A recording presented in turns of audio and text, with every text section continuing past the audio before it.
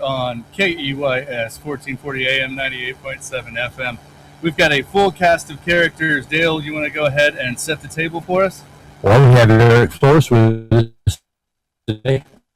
Eric, the U.S. Congress. 34 gentlemen, thanks for having me on. What a beautiful day, and I hope to have a great conversation with you guys. We're in our outdoor studio where we queued the cargo barge just as we're getting going. So welcome to the show. We tried to get them to honk to kind of signal, but our budget's pretty small, so we'll have to get them next time. So we were just talking about we're looking at the new map that came out today for the second causeway coming to the island. I know it's a state issue more than a federal, but it's running right through the heart of your congressional district. What have you heard anything new about what's going on? Look, I know there's an emphasis that second causeway is needed for multiple reasons. Yeah. But it's going to take some time, and I just ask whoever is leading the charge, that we be methodical and really deliberate with the route that they choose, whether it's for the residents or the environment, whatever the case may be. Right, that it just be methodical and deliberate. We get it right the first time. Right. So you were in a race with what, 5 candidates? 8. Yeah, 8 total candidates, including myself. How did you avoid a runoff? So, first off, we had some, super great American patriots, that after the president and the congressional leaders as well as the governor endorsed, they hopped out and said, hey, unity is more important than themselves and, of course, serving their countries. So they really got behind that mission. And, we had Mr. Freddie Hinojosa, a local, political operative here. He jumped out, endorsed myself, and then a well-known business leader, Scott Mandel. He jumped out and endorsed myself, as well as a SpaceX engineer, Jay Nagy, in the southern portion, also. So, really it was a combination of that. And then, of course, really spreading our message, getting folks to really know who I am. We almost got 60% of the vote. Well, you got dropped right into the middle of one. For those who don't know, when they did the redistricting, this is one of the 5 districts that was designed. They were trying to flip Democrat to Republican. This is going to be a hotly contested race. We're already seeing ads. Yeah, so it sure is. So this race is one of the top 9, with Congressional District 34 being the top seat across the nation. And as you said, so when I jumped in the race, it was kind of mid-July. It was before redistricting, and which did not include Nueces County at the time. Right. And then kind of mid to late August is the redistricting hit, and it gave us Nueces County, which has been a complete total blessing. Hey, welcome to the party. Yeah, I'd love to be here. Yeah, outstanding. So we were talking about fishing before we actually got on, and we were actually talking about the Padre Island National Seashore. When was the last time that you were down the seashore? Actually, when we opened up the new pier, I got to visit really both of them, and it was great. You were there with us, and wow. Dale was there too. You should see. I had to go out there and schmooze because that's what I do. We were wrestling with the shark fishermen. Right. We were betting you to see if like which end of the pole, like if you had a spinning rod, would you have the spinning reel on top or on the bottom? Yeah. And I figured you'd have it on the bottom. Shimano or Daiwa. We talked about that before. Shimano. Yeah, exactly. So as long as we get more fishermen in here, we're fine. But down the beach, they're dredging Mansfield right now, and we're actually talking about the Turtle Patrol as well. There's been the shakeup in the management down there, the Padre Island National Seashore, and the turtle program. We don't know if it's on its last legs or if they're going to try to shut off driving down the beach, which would be really inconvenient. And good luck with that. Have you talked to the feds on that kind of level, Department of the Interior? Yeah, no. So we are blessed, and I really tell folks across the district, when folks wake up, they don't think about politics off the bat. They think about our local issues. So what are we facing here locally? Water, of course. We're in a little bit of a water pinch. If you guys don't know. Can we say water? I don't know. We got CCAD. Right. Yeah. What's the latest with that? So, CCAD is, I'm going to take this back a little bit. If you look at Congressman Ciscomani in Arizona 6 with Fort Huachuca. So they have just recently got a new mission, and that's exactly what needs to happen to CCAD. We got to make sure that we keep the jobs. We started off with 10,000, and now it has dwindled down to just 1,000, 2,000 jobs. We can't have that happen. They got a facility on there that's about 50% built. We just got to give them a new mission. Of course, they were fixing our helicopters, or Chinooks, or Blackhawks, or Lakotas, and things like that. Right. But we just got to give them a new priority to keep them up. What do you think that mission will be? Do you know? I think anything that'll keep those jobs and get the funding, that's what we need to do. And whether that's fixing drones, whether that's fixing other folks, some of our allies, aircrafts, they're set up beautifully. They have a lot of land. Typically when you look at any sort of installation, they're landlocked. Right. And, I got to traverse CCAT the other day, and they don't have that problem. They got a lot of good open space. I have plenty of land. Plenty of land to do some MWR What they need is events. helicopters. Right. Yeah. MWR events. Speaking of that, I was over there and I played golf on the golf course over there, and they do have a lot of land out there because my ball was all over it. Not much fairway, but I could tell. But We were Easter egg hunting. Yeah, hunting. number 10. If you hook it a little bit, you're in the street. Bro. A lot of people talk about CCAT and what's going to happen there, and you rarely hear mentioned the Naval Air Station. Oh, yeah. And where is NAS in all this? Is it up for grabs? Does attention need to be focused on it as well? Yeah, no. So, absolutely. So you talk about, I've had conversations with Congressman Elzy, right, who sits on defense appropriations, also a fellow naval aviator, where he says, Eric, it's near and dear to my heart because every single naval aviator will do their primary either here in Corpus or NAS Kingsville, right? So, we are training America's best fighters right here in Corpus Christi. Which is awesome. But we need to make sure that we keep them, number one, there. Right. Number two, it's a great boost for our economy to have a bunch of American patriots spending their tax dollars here, their hard-earned money here. So we need to keep them here. It's beautiful. People love it. Look, we're Right.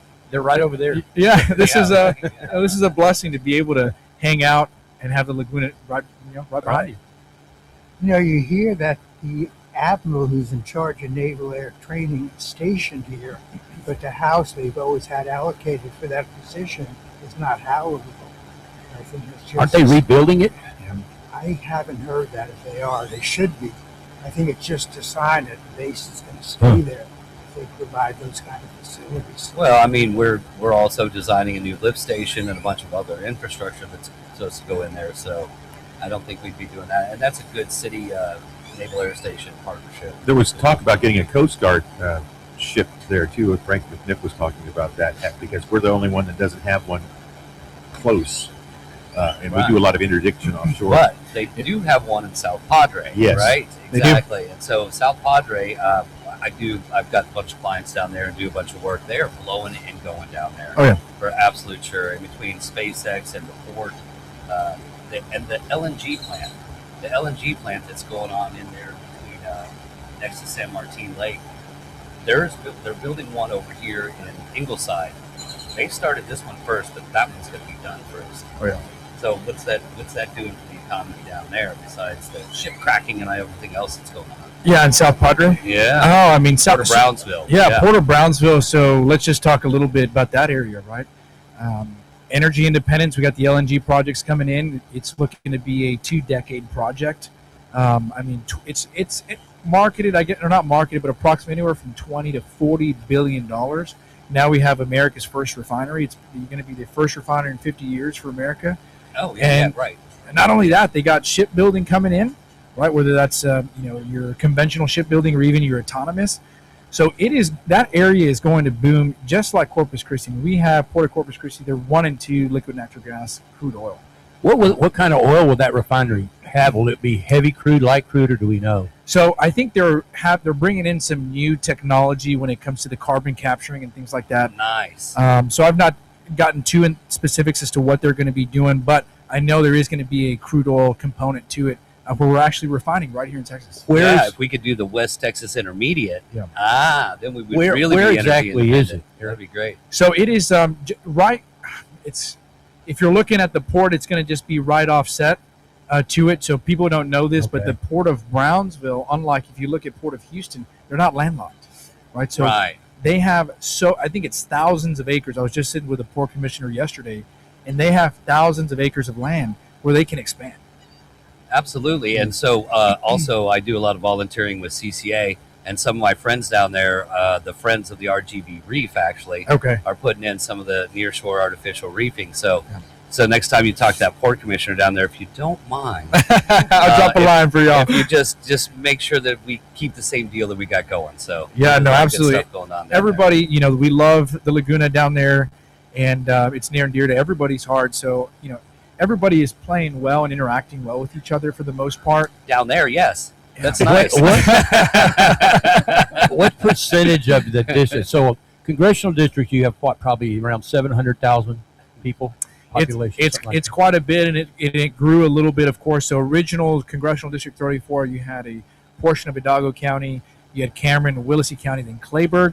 With the new maps, we lose Hidalgo County, so it's Cameron, Willacy, Clayburgh, and now about 60% in Nueces County, which is totally awesome and blessed to have the entire coast. what percentage of the population is Corpus? Does Corpus make up out of the district? Oh, it's a big percentage. I would say north of 50%. really. Okay. Yeah.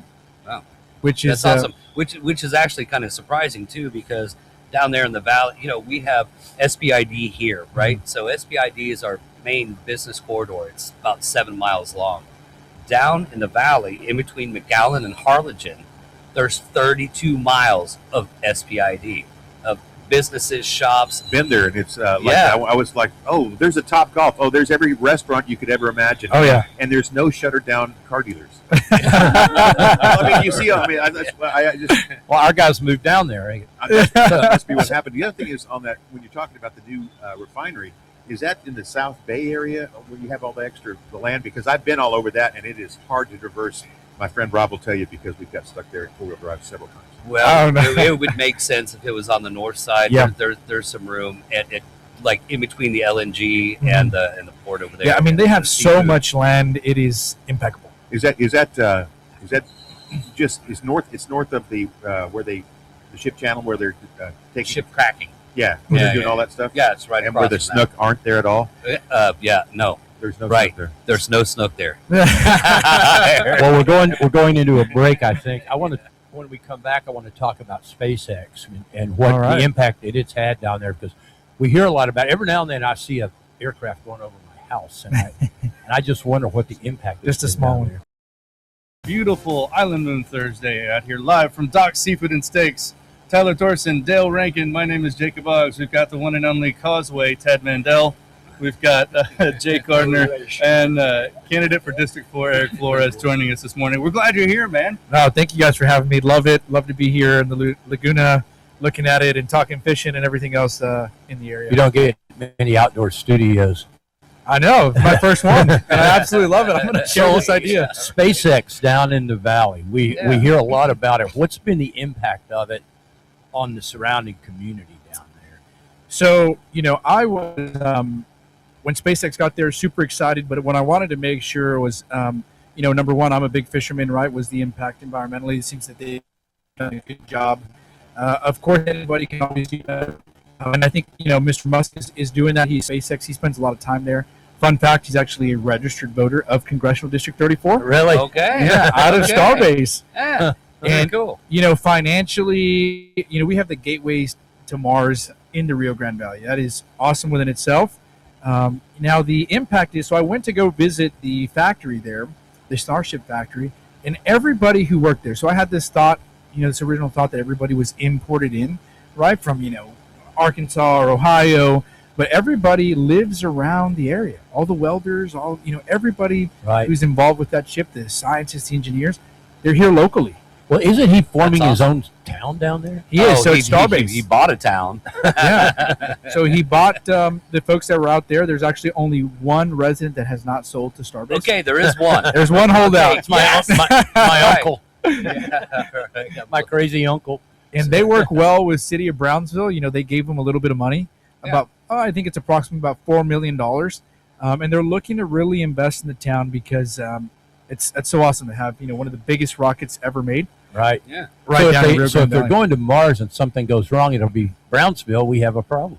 Right. So do you interact with Elon Musk? Do you meet him? Is he around? So I've not met him personally, but I have spoken to his team. I'm in close communication with his governmental affairs team quite often, and they get to share their concerns with me, Right. and as their hopefully their new potential advocate in Congress. What's been the biggest thing, the biggest issue you've heard back? Here on the island, a lot of it for us is the National Seashore. Mhm. I'm sure you've heard from the turtle people, but what do you hear? What is it that people in the district are telling you they're interested in from a local perspective? Yeah, I think locally, no surprise, right? Water. We have to figure out. What? We said that again? Well, We got it everywhere. we got to figure out, a short-term fix, and then of course we need a long-term so that this doesn't happen Right. again. I think we got to really shift the mindset from being reactive to proactive. So that What's we, the federal role? How does the federal funding and I guess so for permitting? us, a little bit of regulation, right, when it comes to certain permits, especially when you talk about Army Corps engineer. But most importantly, like I tell folks, my great grandfather always said, we don't run out of ideas, we run out of money. right? So we're hoping to have a big boost from the president himself and from the administration. I've talked to Secretary of Department of Transportation Duffy, and he's looking to give us a boost, and USDA as well. And so I'm really glad that you said the feds, because we're going to dive off into something here. Army Corps of Engineers, when we go through and get a permit, Section 10, Section 404, we actually have to coordinate or do consultation with U.S. Fish and Wildlife and National Marine Fisheries Service, right? So they are like an 18 to 24 month black hole of consultation. Can you go talk to those guys? I mean, what's going on with So that's- the Department of the Secretary, Mhm. right? Yeah, so that's one of the points that I brought up, right? Is we have the money, we have the ideas to fix our problems, but like any governmental agency, there's a lot of red tape. We got to cut the red tape. We got to get to work. We need to initiate those shovel-ready projects. You got my vote. That's it. You heard it. Yes. Yeah, I mean the Outstanding. red tape is pretty ridiculous, and the Commissioner Don Buckingham is doing a good job as well with the GLO, Yes, she is. cutting a lot of that red tape. There's no reason for 36 months to do something. Yeah. It should take 3-6 months max. Right. That we know that we're going to get the permit because we do our due diligence and everything, but it just takes them forever to check the boxes. You know what I mean? Well, I call them, and I have a hard time getting deadlines. When is the black box? It's someday it'll come out, but we don't know when. Frustration for us because we have so much of that out here. Have you been besieged by the Save the Turtle crowd yet? So I have talked to. So it was actually at the opening of a Bobble Pier. I ran into one of, I guess, the lead scientist or biologist for them. He's also got a YouTube channel, so I got to watch some of his clips, and pretty interesting. And they're passionate about that. So if they need federal funding, I'd love to sit with them and really hear the cause. No, absolutely. And cause. That's another good subject there. Speaking of Ted Mantell, so the second causeway, right? Now, which second causeway we're talking about? Are we talking about the second causeway here, or the second causeway down in South Padre? Yeah. So there's talks of a second causeway down there as well. South Padre Island has taken an interesting stance, but it's really kept, and I think we admire you guys up here, right? I'm a resident of South Padre Island. Is everybody who pretty much lives on the island, the residents of the island, and It's local down there. local, and Yeah. SPI. We had a lot of renters, a lot of Airbnbs, and a lot of spring breakers, and I think they're really trying to shift away from that and really create true Right. SPI islanders. I've seen that, except for spring break, which is last month, and oh my gosh, I was down there for work. I was like, "We've got to go. We have to go." This Well, place our is crazy. Our so. short-term rental has been, a lot of it has been in Port Aransas. So we're kind of divided, which is in the district to the north. But we kind of had that fight here, and we don't have it in our residential neighborhoods, which has been good for us. But it over the long term, it's a huge thing. I don't know that there's a federal role, although there could be. Yeah, I think some assistance would be great wherever that causeway is going to go. I sure Right. would love some sort of bridge from South Padre Island to this island. It would make my travel time much easier. Yeah, right. Well, Well, Elon down there, just get a tunnel underneath Mansfield. I know. Yeah. That wouldn't be too hard to do. Well, fish depends your on the driving. If the water's up, then it would take a little bit longer. fish your way but- north, and But I think the EISs for both causeways are due about the same time this fall, so it'll be interesting to see which pull and push from a federal level, because we're going to need federal money to do either one of the causeways. What about South Padre? Would it be north of the convention center? Yes, I think so. Yes, they have their Access Road 6? They, North of that? yeah, they have their landing zone too. Yes, exactly, their LZ. But and we know pretty much where that is. Although it's not quite as show that card, Dale, that we all got in the mail. for the second Especially causeway for the up radio here. It's folks. both the mini Yeah. and hollow. Exactly. So they've listed 2 routes, and one of them is down SPID, SPID. from the crosstown right Double across decker. the causeway where we're Double sitting. decker, yeah. That's the only way you can do it. Yeah. Yeah. So, but the second causeway down there, they have that dialed in pretty good where that's going to land. It's south of Access Road 6, actually. There was an old called the Landing down there where it's actually going to go. So it was going to be north of, but they've got that they don't have the money. And the EIS is going to go through, and there's going to be some mitigation involved with Laguna Escosa. We have the money for the EIS, the Environmental Impact Study, which Todd Hunter got that funded, and it did. should be there. These routes that are coming out as a result of that process. When you finish the environmental impact study, you're down to one route because you got to get the wetlands and all of that stuff. So that's where this is. One of the things I've noticed in the last few years in our state Senate district and in our U.S. Rep district, here in Corpus, we haven't grown that much population-wise over the last decade or so. What the valley has. What do you have? 3 million people in the Rio Grande Valley now, something like that. So now in our rep, we got moved into a district south of us in the U.S. Rep and in the Senate because we're not growing as fast as the valley is. Population down there has gone crazy. Yeah, the valley is booming, and we got to put Corpus Christi on that same track. You know, no pun intended, but we got to put it on a rocket ship. There's no reason. I want the triangle to be here. We got energy independence right here, Port of Corpus Christi, Port of Brownsville, SpaceX, and this needs to be the new triangle for Texas. And now with the whole water issue, I think, we're going to be the place to be. We got plenty of land. The jobs are coming. The manufacturing's coming. And so I'm super excited for the future, and I'm really looking forward to bringing down that federal money and really just make us boom. There was some talk when the president was here of some money coming in for desal. Has there been any developments That's there? a lot that we're going to get to just after our quick little break right here. And Eric, I know you're talking about, doing a lot of driving. And if you're looking for that new F-250, if you want to go fishing but you don't have four-wheel drive, go talk to Frank at Discount Motor Company right there off of 6601 SPID. You can call them at 851-2900 or just go to discountmotorcompany.com. Check out their active inventory. Frank wants to buy your car. Don't go to one of those big box stores where they'll try and cheap you out. Go talk to someone who you can actually interact with. They don't have to go talk to their manager or any of that junk.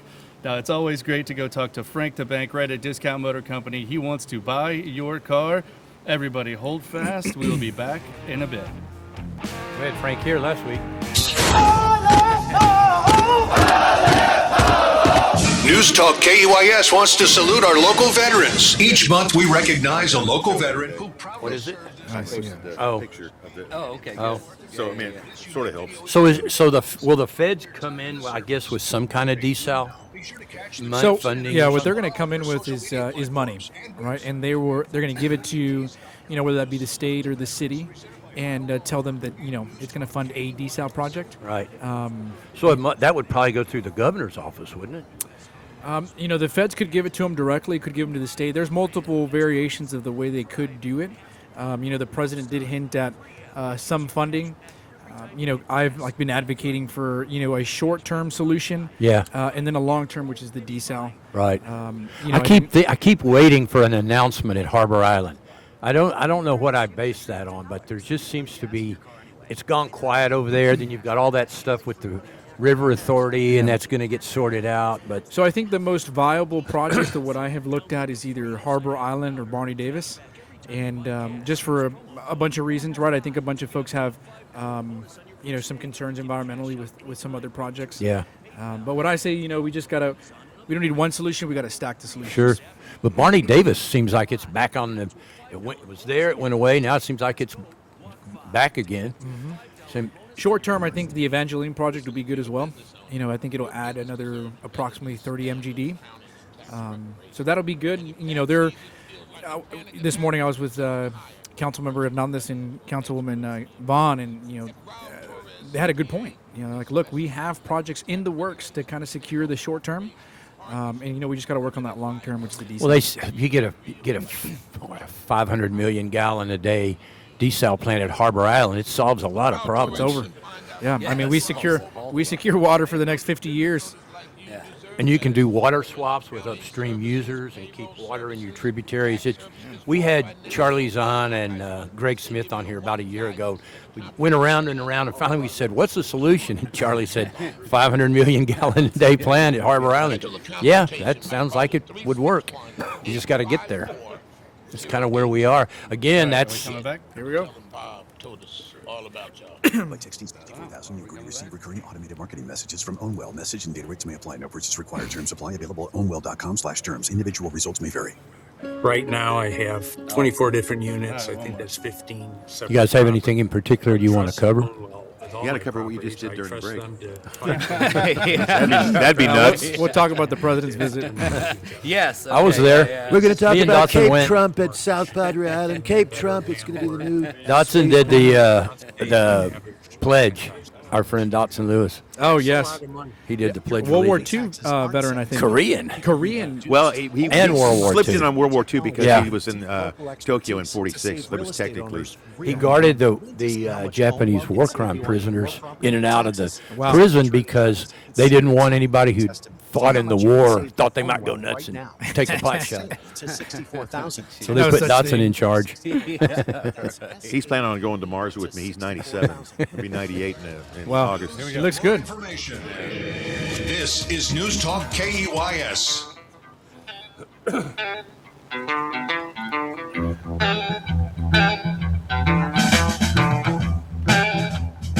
That's right. We are back. Welcome back to Island Moon Live from our Waterline studio here at Doc Seafood and Steaks. You have landed on a beautiful Island Moon Thursday at 1440 KEYS 98.7 FM. We've got Tyler Thorson, Ted Mendel, Jay Gardner, Dale Rankin. My name is Jacob Boggs, and District 34 candidate Eric Flores is joining us. And it's good to have you here. I know you've been glad. endorsed by someone who paid our town a visit a little while ago. Yeah, absolutely. You know, glad to and honored to have President Trump's endorsement as well as the congressional leaders and National Border Patrol Council. Did they let you speak that day, didn't they? They did. So I spoke twice. I spoke before the Yes, before yeah. the president took the stage, Yeah. and then I spoke alongside the president, which was a great honor and really, really cool. Did you get to go to Whataburger with him? I did. Yeah, I did. That's How did that go? Oh, Did he like call ahead and go, "This is the president. I want a double Whataburger" or something? Fire everything up. Just put it all on the grill. Yeah. So folks, ask, why did the president come here? And I got to speak to his team. I have a great relationship with his political team, with the administration itself, as well as the president. And as we're, kind of going through the campaign cycle, I said, look, gentlemen, it is really important that the president come see Corpus Christi, but most importantly, the Port of Corpus Christi. They said, okay, well, why? So I laid out all the reasons. This falls right in the energy independence, his agenda. I told him how important the Port of Corpus Christi is and, our needs, and he came. Right. Yeah. And really awesome. And then on his way out of here, when he pulled the pin on the grenade. I think he pulled it before he pulled it on his way down here. Yeah, while we're doing that here, I can do this and still be Flap Jackson over there at Whataburger. And No, but he I have blocked to- off all the traffic. I work off of Old Brownsville Road. I was like, what the hell's going on here? And there are people out there, no more so-and-so. And then he's in there ordering like 30. So how did that go? I'm curious. So you're going along the road and you go, okay, we're stopping at Whataburger. And what happened? So, of course, beforehand, we coordinate with the advance team. And, they wanted to stop one location. I said, look, I think it'd be really cool if he could stop at the Whataburger again. Yeah. And they're like, well, the other one, may be a little bit of a safety issue, but how about we stop to the one on the way to the airport? Right. And I was like, all right, let's do it. Yeah. So, That's a great idea. I had a bunch of folks there with Eric Flores shirts, which was really cool to see. So did the All president that, get yes. out and go in? Yeah, no, we did, got, yeah. we got off, and he spoke to the crowd inside. He got a chocolate shake and a number one with cheese. Got to take an Air Force One. He take it out in a bag? Yeah, he did. Yeah, I saw his Whataburger card said 47 on it for Yeah. his order. That's cute. It was pretty cool. People he rushed out, and people don't realize he was at Whataburger here in Corpus Christi, and then of course later that night I ran, kicked off. Yeah. That's right. Well, he made the decision on the plane down here is the way it looked like it played out. So when he was speaking here, he knew what was coming. Oh, absolutely, and that just goes to show his composure, and then his team. So on the backside, his entire team was with him, and I saw Chief Wiles, and really, everybody who needed to be present, and I was like, something's going on here. Yeah. Better not ask any questions. Right. Oh, Yeah, very just cool. stay So you out of could the feel way. that you could feel there's something was going on other than more presidential stuff. Just a tad. Yeah, Gotcha. a little tension in the air. I would think so. Well, when people ask you how did you get into this, what made you decide to run? I'm sure you get that a lot. What do you have a military background? Did that play into it? Yeah, fun. So, military background, serving the Texas Army National Guard as a infantry officer, left as a company commander of a light infantry company, and spent some time on the border with Operation Guardian Support, Operation Lone Star, Secure Texas, so on and so forth. Became a prosecutor 21 to 25, had some great successes there. Became one of President Trump's lone finalists for the U.S. Attorney spot, which is from the Southern District, covers Houston, Corpus, Galveston, Victoria, Brownsville, McAllen, Laredo. And through that process, I had some folks kind of tap me on the shoulder and say, hey, Eric, you can support your men and women in uniform as well as the federal agency you worked with better as a policymaker. Right. Get control of the budget. Yeah. Right. So I thought, I went home, thought about it, prayed about it, talked to the wife, of course, didn't want to sleep in the garage. Right. Yeah. Oh, yeah. No, yeah. You got to ask. Like, what'd you do now? Yeah, And right. that's really, the decision. I felt it was another call to serve, and now we're here. Well, you get in the congressional members spend about half your time in airplanes, don't you? So you come back to the district every weekend, just about. That seems to be the job.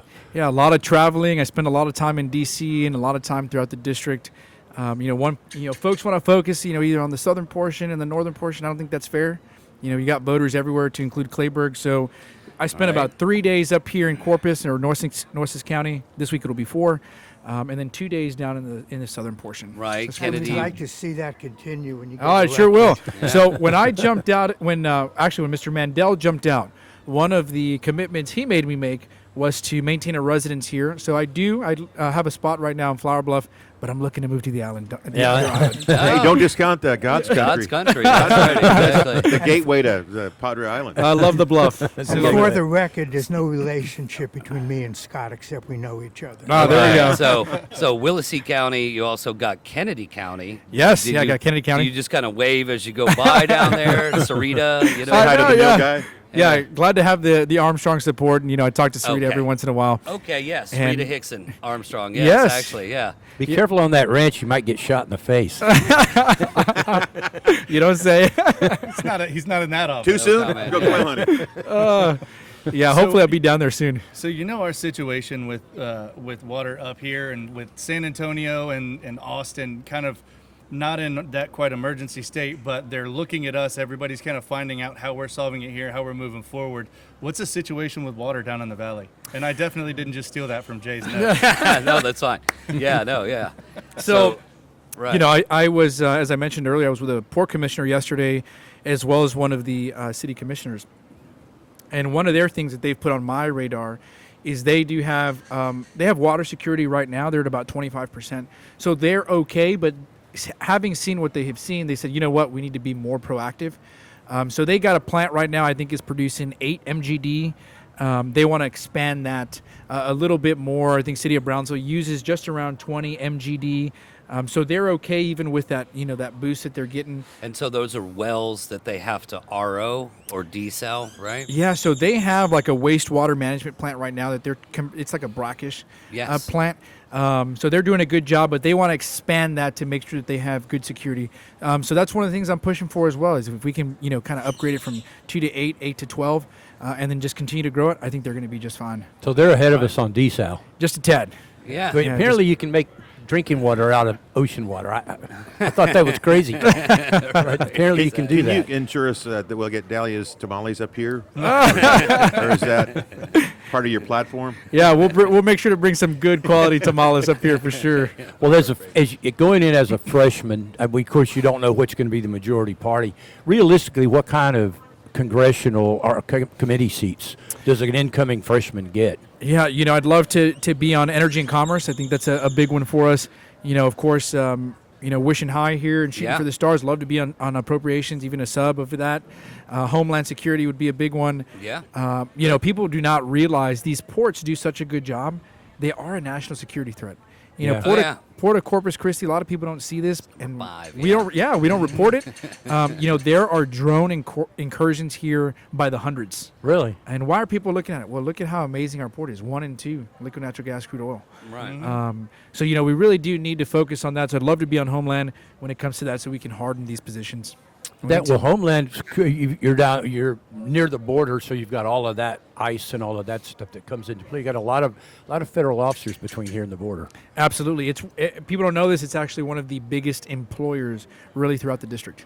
I know because they stop me every time I drive to Kingsville to pick up newspapers. I look suspicious, so they pull me over. Like, Give me what the is once this over guy- twice. The hippie in a truck, yeah. What's going on here? So what is the latest that have you heard back to CCAD? Is there anything new that you can share with us that Look, you know, they are looking at, you know, what they call RAC, right? Some sort of realignment. I know that's been talked about. You know, getting it a new mission is also important. I think, you know, again, Congressman Ciscomani did a good job with Fort Huachuca, getting them a new mission. That's exactly what needs to happen here. Whether that is any sort of component that we can fix, we'd love to fix it. Whether it's drones, whether it's some sort of building, whether it's anything at all, we will take it.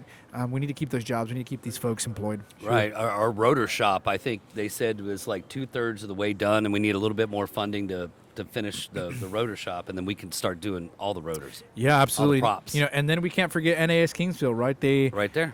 you know, they have a platform there where one of their jet engines might expire here soon. So we need to make sure that we also get them those resources so they can continue to train. Oh, okay. So what does your typical campaign day look like? You said you were meeting with the city council people this morning. Yeah. So what are you going this afternoon? Yeah, let's lay it out just the week. So Monday, Tuesday, I spent it here in Wessex County.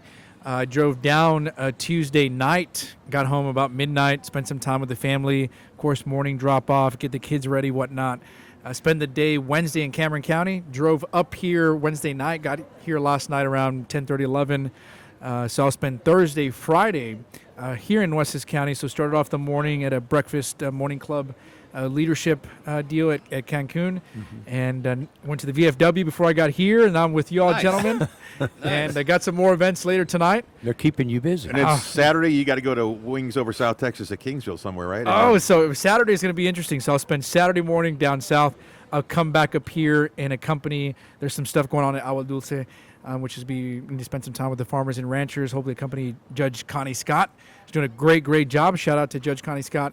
And spend the mid-afternoon there. And then Saturday night, looking to hope to either catch a quinceañera down south or Right on. the Cal Allen Education Foundation group. So, yeah, busy. What is the northern boundary? Is it Packery Channel of your district? so- I looked at the map and I couldn't tell. So the northern would pretty much be, if you're looking at downtown, split it. Right, so we do, some of the port is us, and then some of the port is still Congressman Cloud. So that would kind of be the most northern portion. And then it kind of just does like a U. And as you go up the island here, does it stop at Packery? Because one of the questions I got was whether the people on that side of SPID, which district are they in? So I pretty much have the entire island. Okay. The only thing I don't grab is Port A. Oh, So it's probably at the city limits. So that's Yeah. why you're not at Yeah. Sandfist on Saturday. Yeah, right, exactly. Yeah. Yeah, hopefully we'll attend the Buck Days, though. There you go. Yeah, so I know that seemed pretty cool when I was at the city council. Well, is there anything that surprised you as you started running that you didn't anticipate? You know, that's a good question. I don't think anything has surprised me just yet. But what I do, But wait. There's yeah, more. drum roll. What I do enjoy throughout the campaign is small conversations. You know, some people want to run this big media campaign, Yeah. and I'm like, that's great. You know, I really want to get into those small, you know, restaurants, those mom and pop shops in somebody's home. You know, those 1 and 2 conversations to really get what, you know, your person who doesn't wake up and think about politics. What are they feeling? So that's kind of what Yeah. I do love. No surprises just yet. None. Well, you know, we're out here. We have a lot of retirees, so a lot of our issues have to do with, you know, Medicare and that sort of thing. Of Gotta course, protect Social those benefits. Security, yeah. Yeah. What we don't have is our own zip code. Now that's something you might be able to help us Hey, with. there we go. If we had our own zip code, we would have our own census tract, Yeah. and that would be a big deal because we have a hard time getting up-to-date census data between the 10-year census because we don't have our own zip code. It's always work been on a it.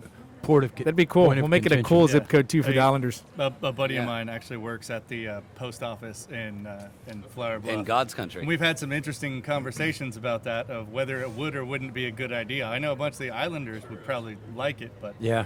strategically, I don't know if They might be mad. if where the post office is going.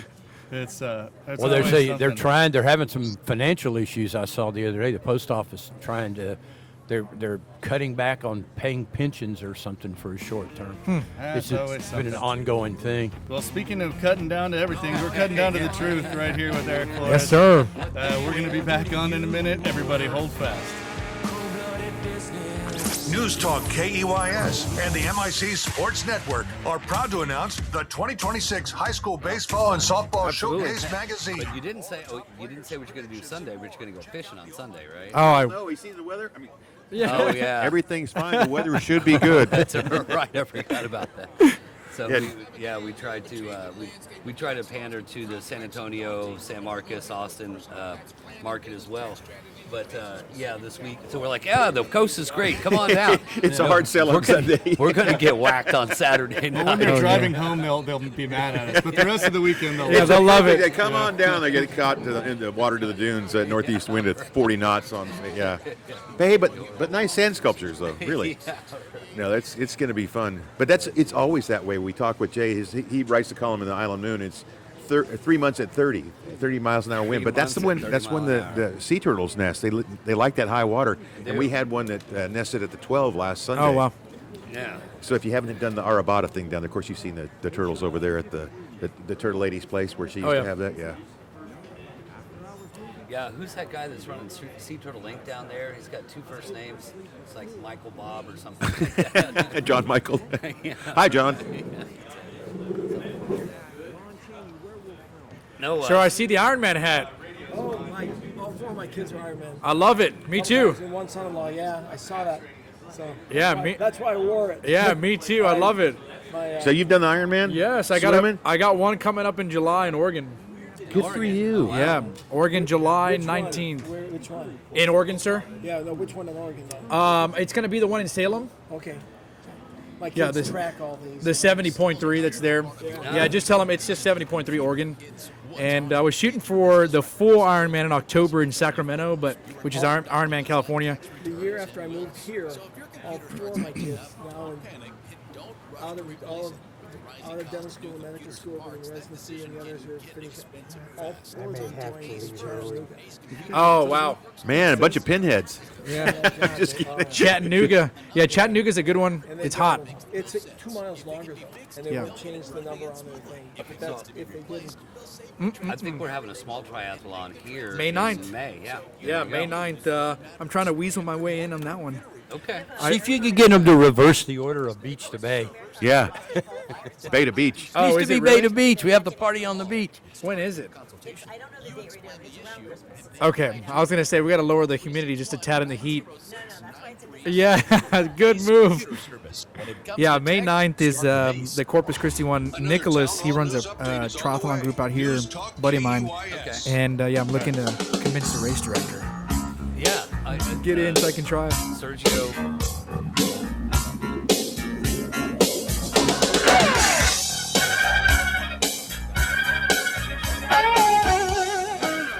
That's right. It is Island Moon Live on a beautiful Island Moon Thursday. We've got a table full of characters.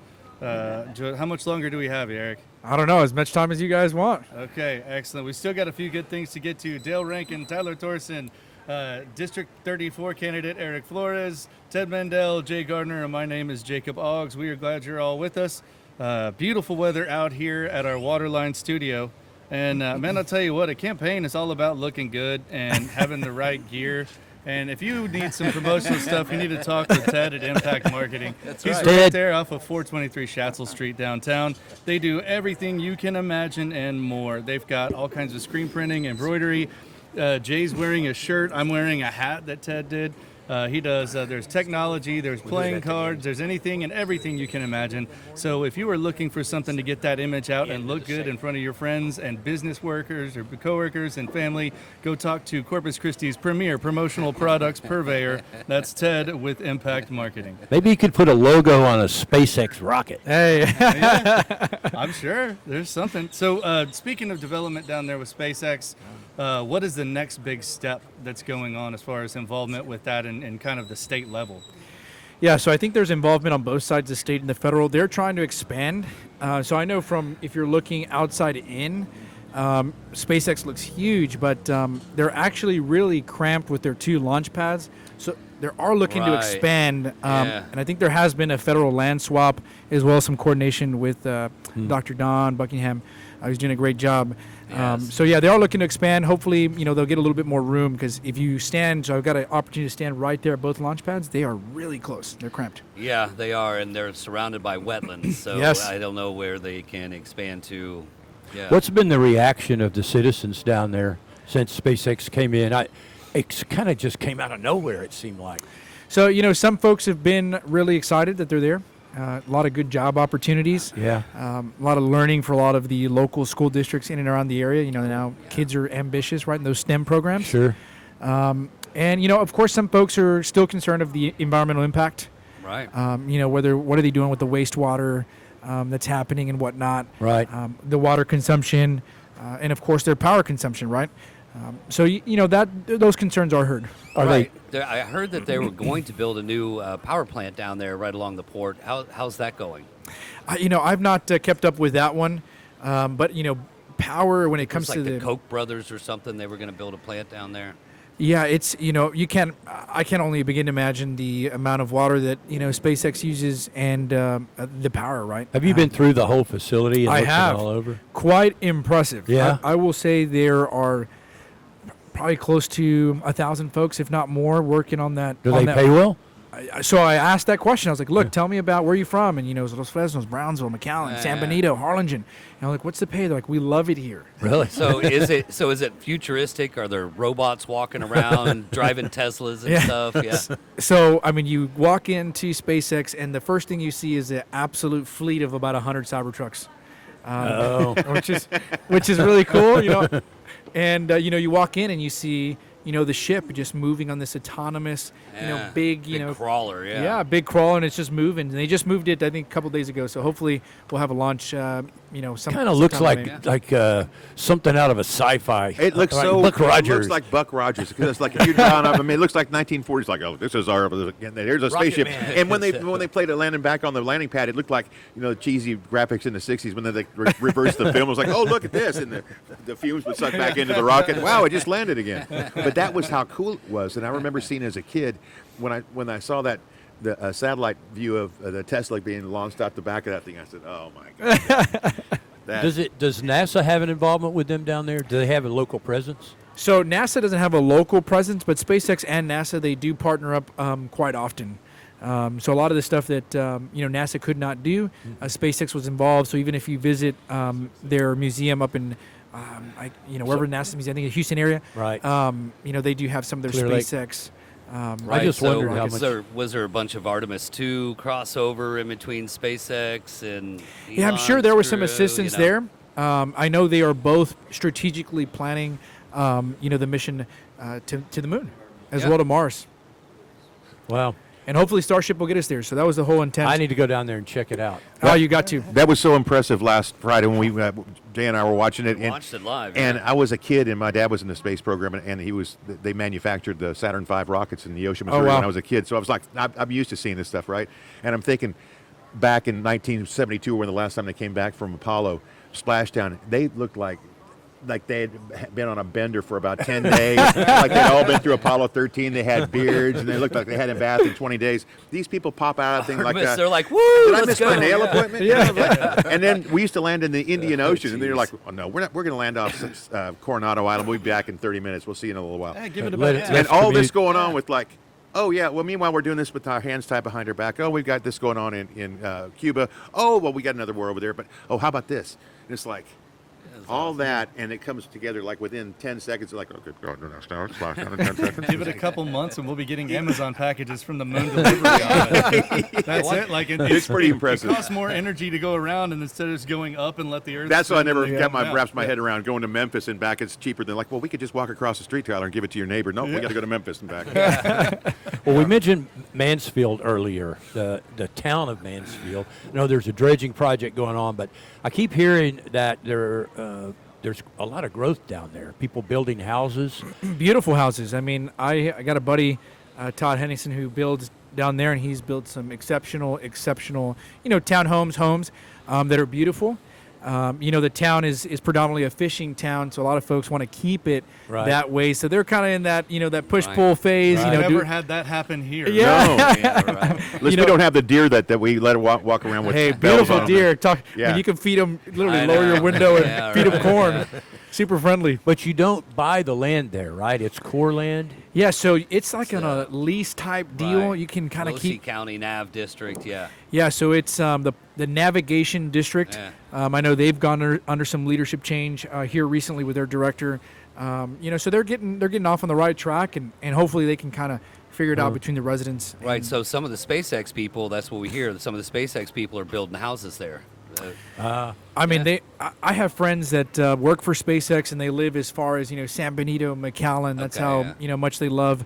But of course, the Brownsville area, the immediate area next to SpaceX, a bunch of the younger engineers are buying there, which is pretty cool to see. What are the common issues they have with us in terms of at the federal level? Where do our interests coincide, and where do they differ? With the other island, or with South Padre and the north end of the district, are there a lot of common issues? Yeah, so great. Water, obviously. Yeah, great question. So during one of the debates, this came up, who is going to be? We have to. My job is to be the best advocate for the entire district. And a lot of people think they have competing interests between Port of Corpus Christi and Port of Brownsville. They're not. No. Right? They're not competing. No. They're apples to oranges. And people are like, what? Right. And we don't do containers. Yeah. Yeah. Their priorities we are don't different. Crack ships either. So yeah, there's a lot of different. On purpose, anyway. Yeah, right. Yeah. The need right now is water up here. We got to solve that issue, and we got to produce. I'm tired. I don't say I'm a politician. I'm a service member. It's all about the scoreboard. How much money can you bring, right? And not earmarked money. We wanted to, appropriately appropriated through the Appropriations Committee, and we need water. We need money. There's no reason why we should be lagging behind. Downtown Corpus Christi, surrounding area, the Bluff, God's country should all be booming. Right, it should be booming. He's got it. I absolutely agree. And I agree that you should stick around with us. We're going to take a quick break and listen to some KRIS. There we go. But we will be back. Give us an hour, and we're going to continue this conversation with District 4 candidate Eric 34. Flores. 34. Sorry. Well, Anwar, you're running for more than you know. We're taking it off. We're getting the council race now. Y'all enjoy the news. We'll be back at 1 from Island Moon Live.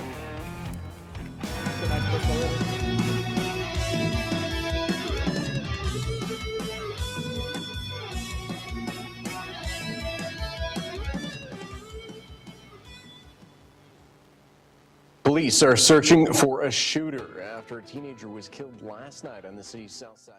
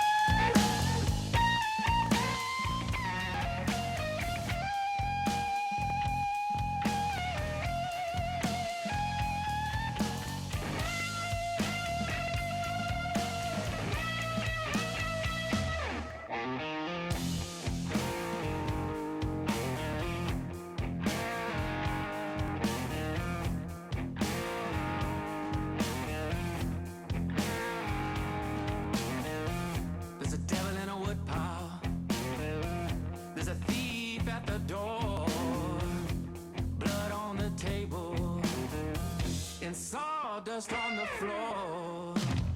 Got Jesus on the main line. I called him on the phone. Said, Lord, help me, Jesus. This blues won't leave me alone. Cold-blooded business. Cold-blooded business all around me.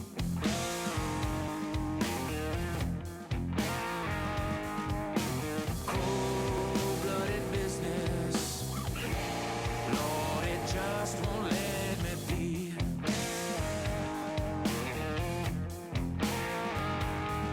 Well, that's cold-blooded business. Lord, it just won't let me be.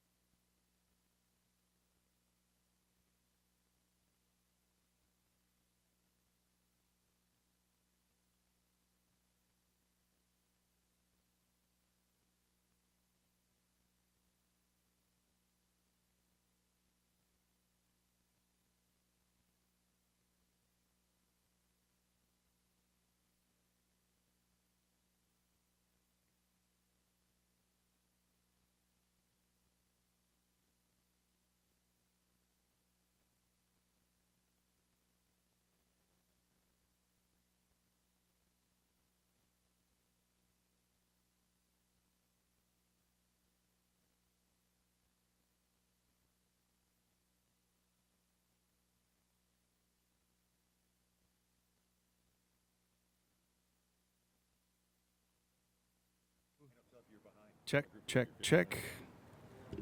So I think why don't we start with just where we are in the appraisal process. The notices went out, kind of just catch up that way. Check 1, 2. All right. I have to double check the audio on this just to make sure that when we record it for the station, it's all right. So one of the things that I'd want to cover is one of the things we get back. I've got them down right now. City and county people all the time. Let me make sure this is saving to the right place. The appraisal district.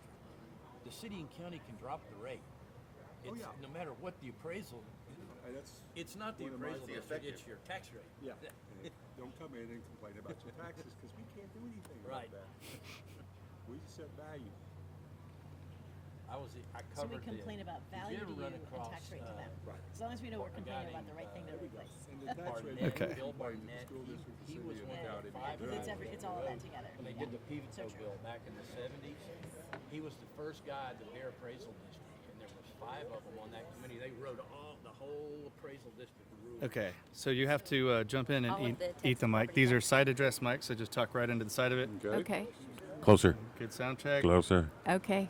How's that? Okay. How's Brian that? McKay. Sound good. And if you use the earphones, you can hear if you turn your head or something. Yeah, it doesn't pick up that well. You can hear the commercials coming at you too. Oh no, I'll just cut the time. So when it comes time, I'll just tell you about 1 minute left to go, and then I'll just pull up the music and play a little bit, and then we can take a break, figure out where we want to go, and just jump back in. We're gonna do 4 segments. First one's 11 minutes 30 seconds. Okay. All right, and everybody watching on YouTube gets to see how radio works. Where's the camera? It's that little tiny thing on the little top of the tiny- tripod. okay. Yeah, I know. It is tiny. Ain't technology grand? You can ask questions. We're just going to talk. How's this going to? Little of both. Yeah. Just get right up on that mic. You gotta talk. There you right, go. You gotta talk right Yeah, into and it. I'll control the Okay, great. audio. So if he says something, you start screaming at him, I'll back it down.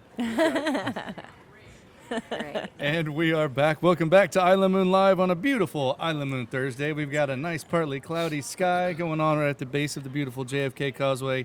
We are down at our Waterline Studios. Dale, you want to set the table for Well, us? first of all, we want to thank Eric Flores for being with us. Absolutely. He was off to catch a 1 o'clock meeting, but that was very good. We are he's the Republican candidate in U.S. Congressional District 34, so we thank him for being here. It's I good- can't believe he good won that introduction. primary with so many people who were in it. And I no can't believe runoff. it. Without a runoff, I can't no believe runoff. So we are talking Bear Appraisal District today. We have Nueces. Obviously, Bear. Sorry, that was a flashback. Nueces Appraisal District. Tax notices just went out. You're in the hot seat now. You're the chief appraiser at the Nueces Appraisal District. Almost did it again. Yes, sir. Thank you for having us here and giving us the opportunity to be able to give some general information out to the public, especially out here at the island and Port Aransas and all of Nueces County. Recently, we changed our name from Nueces County Appraisal District to Nueces Central Appraisal District. I didn't know that. The Metro CADs in the state of Texas, any appraisal district that has a population of more than 120,000 is considered a Metro CAD. Okay. And so we too are Metro CAD, and we wanted to go ahead and make sure we followed suit with Okay. changing the name just so that people understand it is an independent government office, local government. What does MetroCAD mean? So again, MetroCAD is an appraisal district within Texas that has a population of more than 120,000. Right, so it doesn't stand for anything. Yeah, MetroCAD. you've got Bear County, you've got Travis County, Harris Yeah. County. Well, that's why the Bear County slipped out. I used to cover the Bear Appraisal District, which had the unfortunate acronym of BAD. Oh, Right. Goodness. There's Yeah. not a lot of wiggle room District, yeah. there. So they changed it to BCAD. Oh, they did? Yeah. Well, that's probably a good idea. Yeah. Brian Everybody McCabe was- is with us, who is the new man in the hot seat, I guess, right? The taxpayer liaison. Taxpayer liaison. And again, thank you guys for having us, and we hope that we can give some information here that's helpful. Excellent. And you wrote Absolutely. a bit in for the Island Moon this week that you can get to on I guess shelves as of today and Yeah. on islandmoon.com. Yeah, I wrote one last week, this week, there'll be one next week, and probably the week after. Excellent. Well, we thank you so much Well, for we- being accessible and helping people out. I know there's a ton of questions that people have, and especially they'll go down to the county building and start running around asking why asking what went wrong and who but they have to realize rebranded. So I guess Right. Well, it's not, and it's not Kevin Kieschnick at the county. He's a tax assessor collector. He just Yeah. collects it. He collects has the nothing money. to do with this, and everybody will I'll kill you. But you just had some Yes. changes after the last session of the legislature. Maybe it was 2 years ago.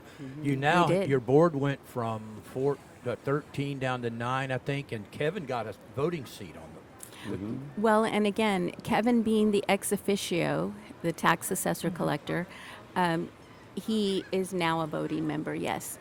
And so just a bit earlier, we started with discussion of recently sending the appraisal notices out. So statutorily, we're required to send the notices by April 1st or as soon as practicably thereafter. And so they did go out on April the 1st. We sent out an estimated 138,000.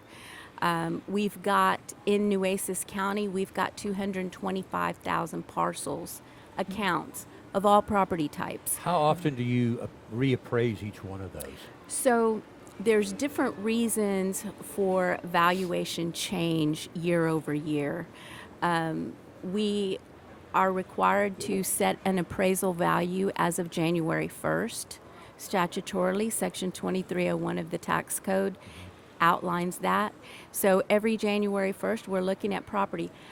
We look at a third of the county every Each year, so you just rotate. 1, 2, 3, 3 sections, right? But not, and that's for reappraisal. Of course, year over year, we may have new construction. Oh, right, yeah. And that may not fall in that 1/3 every third Right. year. It's going to be maybe last year to this year. Right. So there are differences, but overall, we reappraise 1/3 of the county every third year. We have permits that come out within cities in the county, City of Port Aransas, City of Corpus, all the cities, City of Robstown, City of Right. Bishop. And so those two issue permits, new construction, Right. repairs, roofing, solar panels. And well, for a little house setting here, when you go out and do appraisals, the way the system works, you mentioned new construction. New construction is removed from the equation when you calculate tax rates because it requires more services. So basically, as you guys go out and reappraise each year, if the appraisals go up on the tax roll from the previous year, the tax rate automatically ratchets down for the cities and the counties unless they choose to push it up and raise more money, at which point they blame you for raising the appraisals while they get the money. That's how that system works, right? I understand. However, there are so many different details really on the appraisal side that I think sometimes taxpayers are not aware. Yeah. Such as because you may have seen this year in 2026, you may have seen an increase in the value. That doesn't necessarily mean it was because we went out and reappraised it. Essentially, it could also mean that last year for 25, you protested your property value, you received an adjustment accordingly, and this year for 26, that prior year adjustment gets removed. I see. Oh, well, that's a really wrinkle. interesting. did So not that know means that. I didn't know that. Doesn't that seem inefficient though? Like making everybody go every single year and protest? Really not so. It's required, and that is because from one year to the next, so many changes can happen. Yeah. You may still be in the same situation that warranted the prior year adjustment. And if that's the case, it's a matter of current photos. You may still need a new roof. Yeah, you may still need a new roof. However, you may have been in the process of an addition to the property, and last year maybe it was only 0.5% complete. Right. Maybe it was 50% complete. Right. Maybe this year it's the same. Well, showing that would warrant the same adjustment. However, if it's 100% complete and we weren't aware, well, your value increased or didn't increase, but here we're going to make sure we set it at where it should be. Well, it depends on who's doing the work, right? If it's a really crappy job, then yeah. So do we know how much appraisals went up across the county this year? 10% is the number I'm hearing. Is that about right? No, we don't have it at 10%. It's a little less than that, but again, there are different reasons for an increase, such as previously stated. Right. New construction, property that, believe it or not, was not picked up in the year prior is now picked up in 26. Also, as I stated, Well, you use comps for market. to market because the state law says you're trying to get to real market value, right? 95 to 105% of market value, yes. And we have 3 approaches to value. Okay, we have many different property types, but 3 approaches. One of 3 we would apply to each property, right? So residential's predominantly going to be market. The market is overall pretty flat in Nueces County right now. There are some pockets of an increase. The island still not so much. Not the Our island. market's kind of slow right now. Not the island, but Port Aransas has a slight yeah. increase, and just wherever there are pockets of new construction. How do you value a short-term rental property? Someone has a house that's their short-term rental. Do you look at the cash flow? We don't have any market data for residential properties being in a short-term rental. So as far as you're concerned, it's just a house. We're looking at single-family homes for So residential. the cash flow presumably would be reflected in the sales price. More than likely, yes. That would be considered in the sales price. If Which is then going to raise everybody's value. Well, even if they're not doing that. It's going to, because we use mass appraisal concepts. Yes. Right. So Interesting. It seems like every year at about this time we hear people complaining about, why do I have to do this every year? Yep. If I sell my house, it has to be appraised anyway, right? Someone has to go through and see it and make sure, nothing's falling apart. Why not just go to a 3-year with an exception if you sell or if you buy that year? What's the argument against that? I think we would have to have that done through the legislation. Okay. Because they require every 3 years that you do it. Yes. Well, the governor's plan right now would be to every 5 years. 5 years? Well, that's a ways. I mean, that's what Right. the governor's saying. Right. He still, as she said, you have to go through So the what's your legislature. opinion on that, about the 5 years versus 3 or 1? I think it would be really misleading as to the values. Yeah, Really? I can see Because that. because it could change a lot in 5 years. 5 Yeah, years I is a mean, lot, yeah. What was my house worth in 2021 or 2020 during the pandemic, or what is it worth now? That would. There you go. You got a 5 nice years- deep radio voice, man. You got 5 years is a long Get time. the mic. And so, no, I think what we're doing now, again, the legislature tells us what to do. Yeah. This isn't our decision to say. Right. Well, their approach recently has been to knock down appraisal value on the school tax side in order to, that's their way of addressing property tax value each time. Well, there is the truth in taxation process that happens after certification. Right. So that's where Kevin's office takes over. Right. Are we Excellent. headed to break? We're about to jump to a quick break. I hear but music stick coming in around. somewhere. There's either that or Stevie starts sneaking Either up that on or us the again. mosquitoes are about again. Yeah. No flash mob today, though. I know. We've got a lot more coming back talking about property taxes. Everybody hold fast.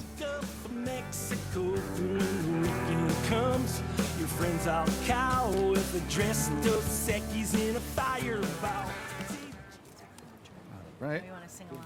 Export Just this. wanted to see if I was in here. Yeah, when I started, I worked for the Express News, and Bill Burnett was, they assigned me the appraisal district because none of the other reporters wanted it, and I was the new guy. So I just went and sat in his office. For every day, I'd go in there for a couple of hours until it finally soaked in what he was telling me. I mean, can you imagine if we didn't have the PVTO bill create the appraisal districts? Yeah. We'd have, for example, right now, Flower Bluff residents, in the city, they pay county tax, Right. they pay city tax, they pay school district, they pay emergency districts, hospital, Del Mar College. Right. So for all of those entities, each We'd have a office, different, they'd- your pickup truck could have potential- 5 different values. It could potentially be. That's what the PVTO bill was Exactly. about, and Exactly. I was in Texas State, and it was one of the Section 17 schools, and they were the plaintiffs. Yeah. They were one of the plaintiffs, a friend of the court, because they weren't getting state funding. Their state funding was revolving; it wasn't land grant, so their funding was all over the board. One year they get this, and next year they get that. So that's how I first got involved with it. If anyone needs to take a break right now, go for it. I'm just confirming that we get the file uploaded. I think we should probably talk about how the board is appointed, who appoints them, because most people probably don't know And what that. do they do? Yeah. They govern That's yours. Section 6 of the Texas Property Tax Code. That's your question.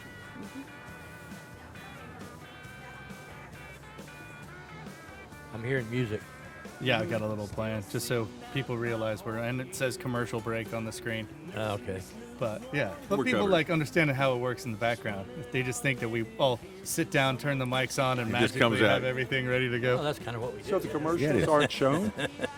No, They're That's not how on the you all radio? make it look no, real they'll be easy. on the radio on the replay. Oh, okay. But yeah, so we're just recording why the we're not- segment. So at 1, when we shut down, we'll turn on the radio and you can listen to yourselves. Okay, They're, cool. they're running. Live, They're running yeah. a news Chris 6 News right now on the radio. So we're recording for the 1 o'clock to 2 o'clock. So that segment that we just recorded, I'm uploading right now. I'm just making sure that they have it.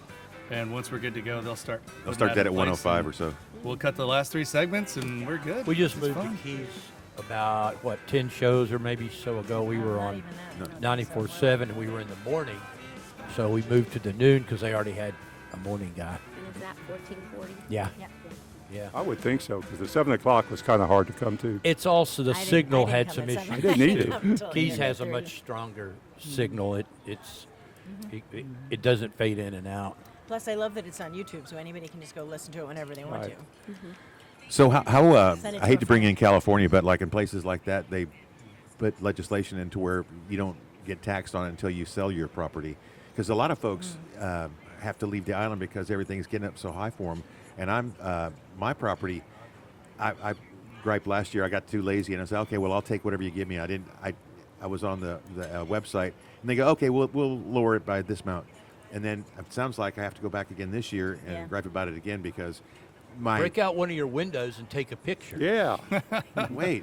People do that. I'll show them. I'll show them the air ACs hanging up, the portable ACs hanging off the back. Well, one thing I know about the island residents is that the exterior, with all of the air and the salt in the air Yeah. and so forth, the exterior Yeah. just doesn't have the same life that. Oh yeah, I don't. I inland live properties do. on the south Yeah. side, Yeah. but and it's still the same issue with the That's a good the appraisal stuff over there. My structure went down, but the land went up because I'm watering it so often. It's worth more money.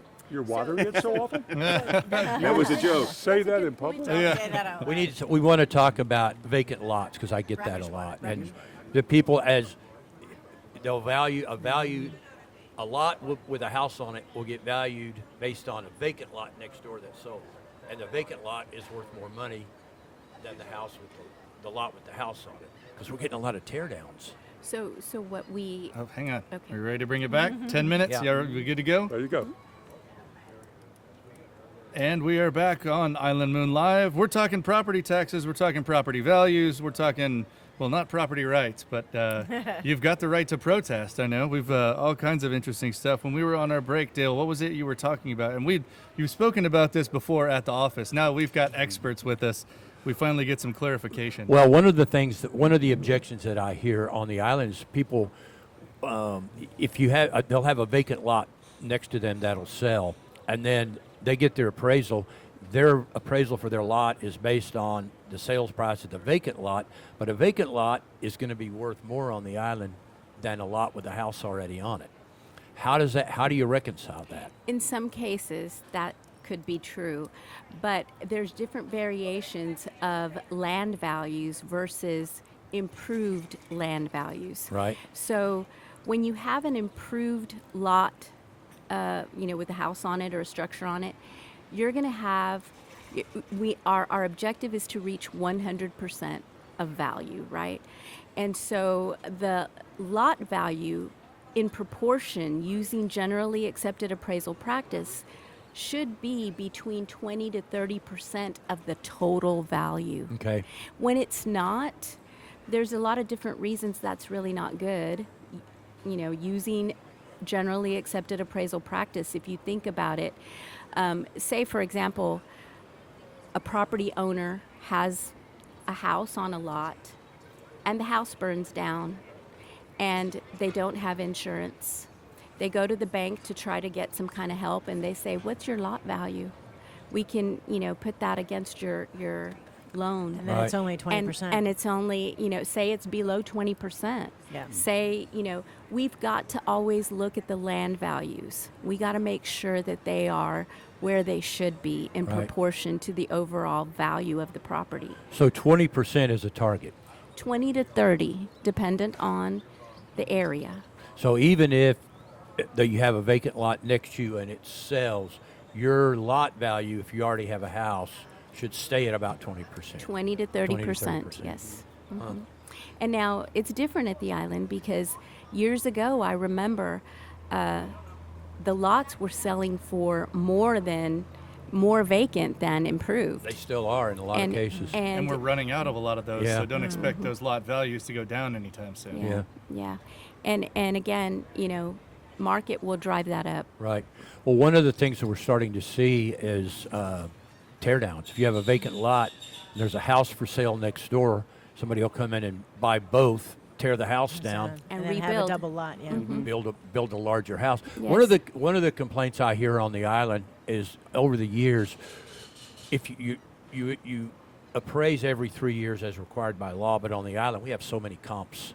There's hardly a block on A the year. island that doesn't have a sale in a year. Yes. So we always have comps, so we're always getting reappraised. And that is because the comptroller audits every appraisal district in the state of Texas. And so every 2 years, every even numbered year, the Nueces County or Nueces Central Appraisal District will get looked at for reappraisal market value. And so if properties are selling that fast and we're not keeping up with the market, a property value study could be a fail. And if we fail that property value study, it could potentially affect school funding. I see.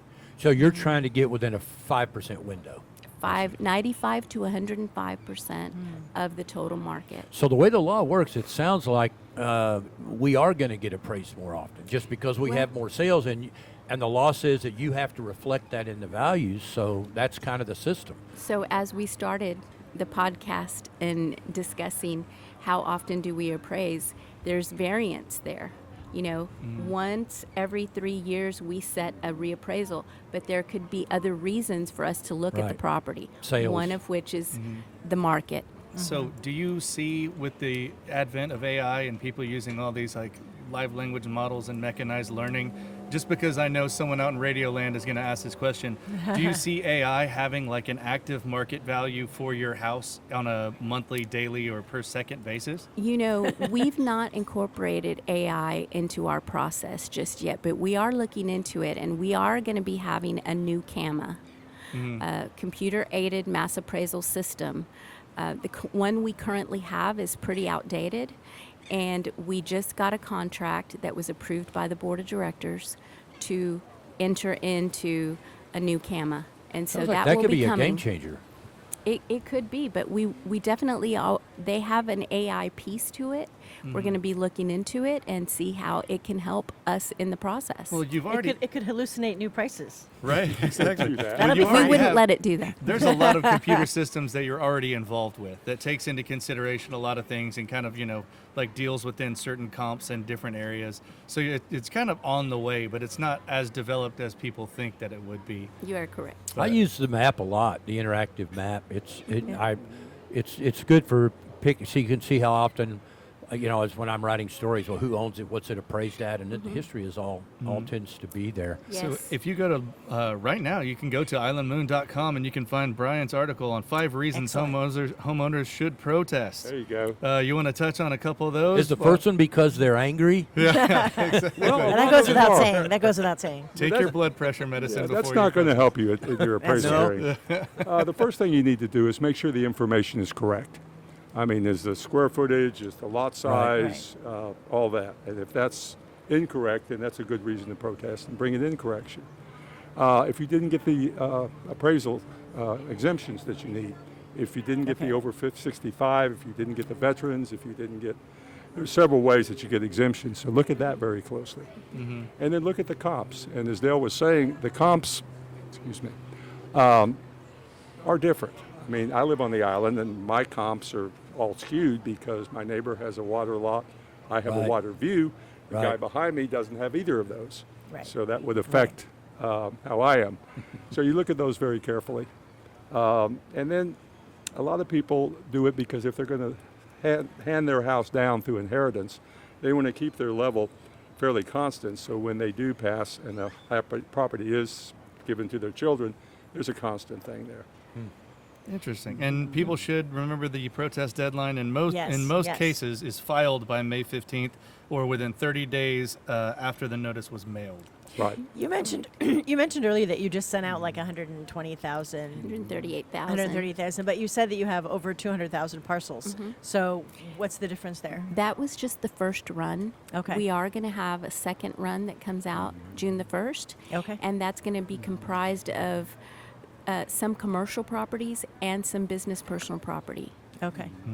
And they have accounts. the same 30 days to. Same as the date of the notice, 30 Yeah. days from the date of the notice would be the last day to file a protest on those. Right. And if you are going to do a board hearing, sorry, go for what were you going to say? Oh, I was going to say, what percentage do people protest it? What? Well, last year in 25 we had 38,000 protests. Okay. Filed. Not all of them go to a formal hearing. We had 4,300 go to a formal hearing, which means the difference was worked out by staff. Right. Yes. At the district. That's kind of where I was going. Your Yeah. first, it's not like you walk in front of the board and everybody's sitting there, No, you first try to up on work their it high out. horse pointing at Yeah, you. yeah, yeah. The first meeting, you're meeting with appraisal staff and they review the evidence and they can agree to reduce it without the going before the appraisal review board. But you can also file electronically.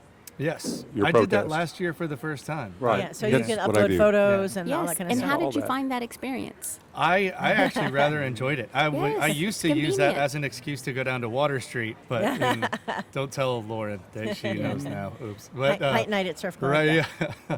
I don't know what happened. I got stuck there till 7 o'clock. They closed at 5. Wait. Weird.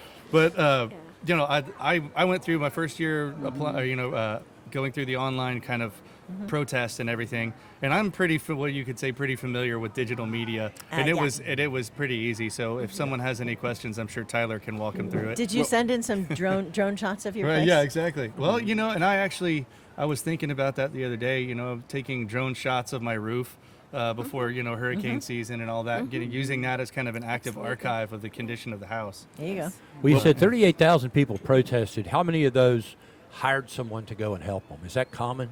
So last year we did see a turn where property owners were hiring a property tax consultant to represent them. Interesting.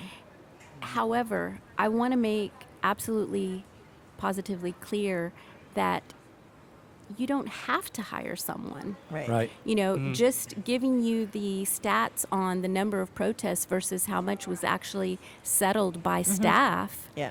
It's Most of it. free. Why wouldn't you want to just do it? Exactly. Well, aside from picketing, we're going to keep talking about protesting when we get back. And we're going to have Tyler talk about foundations. Well, we got the expert here. Sure. Yes, we'll be right back with On the Moon Live. Y'all hold fast. How long have you been the liaison? I was on the board for 5 years, the Okay. appraisal review board, Okay. and I termed out, which I think is something the legislature ought to address. Just when you learn how to do it, and you got your feet, and you're doing good. It's like, well, How you long can't were do you it. there? agree. I was there for 5 years. Okay. So you just figured out how to do it. That's pretty much Sort it. of like being a city council person. Yeah, and then Yeah, they turned you out, and so I came back, and there was an opening for the taxpayer liaison, and I applied, and here I am. Oh, great. So Now, is your job paid? mine, yes, Okay, so the other people, everybody else is paid? pretty That's much. on the yeah. board all is the, all not. the appraisal No. review board members are paid. But I the don't board- think, the I don't board think the board itself is is paid. not. The No. board of directors is not a paid position. It's appointed by the taxing entities. It's four. Oh, that's right. It's So you have 9. a It's school, a hospital. so it's yeah. Kevin, and then it's the city gets 3. Oasis Kevin's elected. Yeah, but so that's- there's That's 8 that are appointed. So how many? The city gets 4 of 3 or. Well, and it just depends. The different entities get the number of votes according to their property values. Oh. Oh, so that could So- change. Just to Yeah. clarify something here for the skeptics, Anybody related on the board to the persons that's coming up with the new system for mass AI appraisals? Nobody related to? Not at all. No. Because that's what people are like. Hey, I think the brother-in-law's got this company that does that. They're Absolutely very, very not. cognizant of conflict of interest. It That's- seems like AI. Well, would, you think. Oh, yes. AI would be Support it. could really change things. I could see that. We don't want. Because it would Mess instead things of up driving first. around and looking, you would Look have a at the beam that you database guys to have been start getting. with It's not your that fault, would. but you're from Driving around gets you the Because pictures. you're bound by the Yeah. law. So that helps a lot. Yeah, but like building permits and all that stuff. Yeah, they could scrape That them would- every night and Yeah. deliver them, but the district does that now. I mean, from the time the building permit is listed to the district is very short. I mean, y'all find out real quick. Here's one for you. Dr. Gully has property on these paper streets that's not. He can't develop them, but they're going like, well, here, this is worth this. Well, hell, it's not. It's not worth Right. anything because I can't develop it. Right. So that's you're talking Does about he have to go improved protest lots. that every year? Yes, he does. And he does. Yeah. Well, And he brings sure. his documentation. Oh, he's Yeah. thorough. So, yes. Yeah. Well, when does a property go on the tax roll? Let's say a developer. Is it when he plats it? Plats come through almost instantaneous Right. once they're approved. 11 minutes, 30 seconds. You want to start with that deal? Sure. All right. Y'all good to go? And we're back on Island Moon Live. We're talking with property appraisal experts from the, what's the new title? Nueces Central Appraisal District. Nueces Appraisal Central. District. Central Appraisal District. Work that into vernacular. That's the CAD. But Dale, you were asking about when appraisals begin. So, right? so if a developer's got a tract of land, and then they're starting to plat it and develop it, when does it go on the tax roll?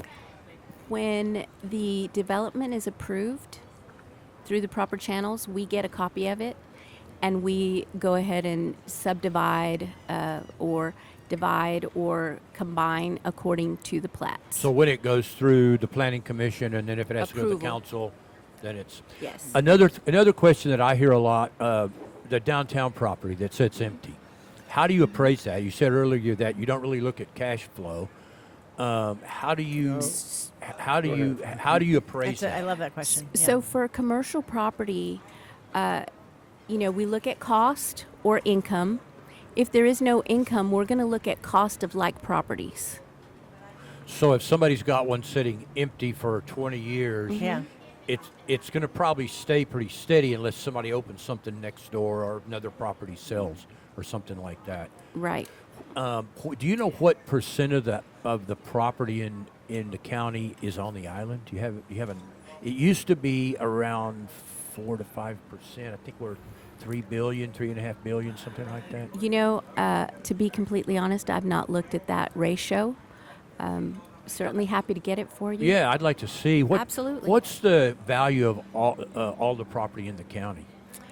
So we don't have that right now available. Soon, at the end of April, we'll be giving preliminary numbers out to the different entities, broken down by their area or Okay. entity, district. Okay. All the Yeah. school districts, all the cities, all the emergency districts, Right. etc. I got that. You Del guys Mar were very College. good. I put in a request. I guess it was last year, or the year before. I can't remember. Right after you guys took over, and it was very interesting to see. I got a breakdown for Flower Bluff, the island, and Port Aransas, and it gives you the amount of agricultural land, the population density, Absolutely. It's broken down by category type. all of that Number stuff. of properties in each of those categories. And there was a few and surprises in evaluation. there, and I'd like to see that as we get through this appraisal year, because it really is telling, because you can look at changes from year to year and see as new property comes online. We've got $1 billion in new development coming in out here at Whitecap. I don't nerd out on much, but I keep all of my property appraisal paperwork and Yes. go back through it, Oh, yes. And it's I think it's just so interesting, especially the way it's broken down. But Brian, one of the things you were writing about last week was 3 numbers on your appraisal notice that matter. The first one you were saying was market value. Yeah. So for a 30,000 foot view, for people who aren't exactly aware, what does that really mean? Well, the market value is what the property estimated would have sold for on January 1. A lot of Oh, people on just take January that 1. number and they run with it, but that's not necessarily the one you want to do.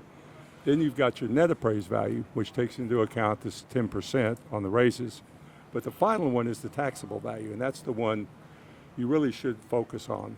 Look and see if you've got the proper exemptions, if you're over 65, if you're a veteran, all the exemptions. So that's the number that eventually, when it is certified, it will be used by the appraiser collector. Because didn't they add tax some you. more? They added some more exemptions, right, last year in the legislature. They did, and 'Cause I'd I like remember to voting on some of those things. Yeah. I'd like to encourage all of the veterans, property owners, to look at their property valuation really closely, and if they don't know, please call us. We can answer over the phone. We have a call center going, you know, so we have adequate people covering the phone bank. But it's important for them to get what they deserve. So I encourage all the veterans Well, out there to take a look. They're legally entitled to that. Now, Yeah. Absolutely. Do you guys appraise boats? If I go buy a boat, do I? You She's don't? like, no. We used to Yeah. back in the 90s. And then I think legislation was passed, and we don't appraise. It's just sales boats. price. You pay sales tax now, and that's it. I wondered about that. So if you live on a houseboat, I get free and Yeah. clear of you, right? And for now. Yeah, for now, right? Well, one of the things I've heard on the island with the last couple of legislative sessions, we have people that are the 65 exemption. They've actually seen the check they write go down a little bit because as they knocked off the appraisal value for people over 65, I think it's 160,000 now. So we actually your taxes are maximum frozen at 65, but they can ratchet down. It can always go down, but it won't ever be above the year that you qualify for your over 65. So if it drops as the state puts money into that system, it drops. If the state removes that money, it'll go back to where it was. It'll be at the tax ceiling, which is the top level of when you turn 65. That becomes your tax ceiling. It won't ever go above that unless there is a change to your property, such as you add something new square footage, a second story, Right. anything to change the footprint of your property can cause you to unfreeze, which is then another reason from one year to the next, values change. So if you did that, you could go to actual market value. You'd start over on your tax Ooh, boy, freeze. that's not good. No, and I mean, think about it. We have So some, no putting on an addition after you're 65. No, we just have don't add a pool, don't add a storage. That's right. All those Don't add a things, wow. porch. You Well, know, there's that's two crazy. taxing entities that are not frozen: the hospital district and the emergency service districts are Correct. not frozen. Those correct. can still go But up. those are relatively small, which is good for our property owners. One of the complaint out here is the Del Mar College district. Yes, that it tax is. is almost as high as Nueces County now. Mm-hmm. And if you look at the school district, and the college district collectively, they're probably 55%. The school tax is always going to be the highest portion Almost of any half. tax bill in Texas. Almost half. And then the It is important to have a well-educated and the community, college though. and the college district. It's not about just is- paying for your own kids to be educated. It's about The- paying for everybody who's going to take care of you and take care of the community to be educated. The college district we've seen pretty good increases over the last 4 to 5 years, and now they're almost as high as the county now. And if you think about it, Dr. Mark Escamilla is doing a great job with the Del Mar Junior College. I mean, you've seen more campuses open up, more online courses available to the outlying areas who maybe can't get into the city to attend class. So there's a lot of benefits to, people say, well, it's a high tax rate. I'm sure that we are getting our money's worth on that rate. And I hear a lot of people, taxpayers, call in and they say, I don't have any kids at Del Mar College. Why do I need to pay? Yeah. Well, I don't have any children at Del Mar College either, but I still pay. Right. It's Well, just because they're the it's the doctor, services. It's their services. They're workers in the Yes, community. They're, absolutely. And you want them So to be educated. You came in 2 years ago at the appraisal district? So I was appointed interim on April the 9th of 25. 25. And I was actually made permanent effective January 1st of 26. What was a big surprise when you came in. You guys had to redo the computer system, didn't you? We have not redone. That's what we're working on now, entering into that new CAMA contract. I knew It'll be forthcoming sometime end of 26 into 27. One of the issues was the valuation of the refineries. There was a lawsuit. What's the status Prior. of all of that? So, That's right. of course, I believe they settled in 24. They did. And in 25, Then they have to do it they again the next agreed. year. They agreed to a value, and so the jury's still out for 26. I don't Right. have those values Right. just yet.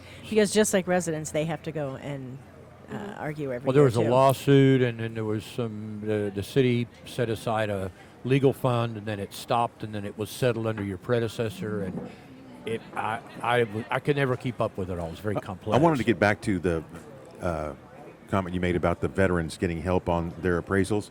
We have on 1440, it's the Veterans Roundtable. They do that, and J.J. De La Cerda can address all of that stuff for you, and he is one of the most hard-working guys that I know, and fights for veterans and things like the exemptions on their if they're disabled, also how they go about doing that, because a lot of the folks, they'll have their spouses have to do it because they're incapacitated or whatever, and it's really hard. The other thing I was saying, when you get on that online, when you go protest online, I did that, and I was injured last year. I had to hurt this and hurt that, and I just said, I was like, okay, I'll just take what they give you. Like, okay, well, all right, we'll take 10,000 off the top, and I just left it at that. And I wondered if it's more effective if you go down there and talk with them as opposed to being a little number on a. Brian. Well, yeah, I mean, talk I to me. I didn't know, but I had to go work. You know, if I'm working Yeah. till 5, and it's like, well, I don't have time to go down to the appraisal district and grab it back because I'm working.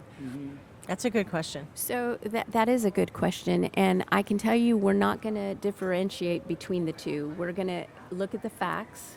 We're going to give you the answers to your questions, and we're going to let you know what you can actually do to get your value adjusted.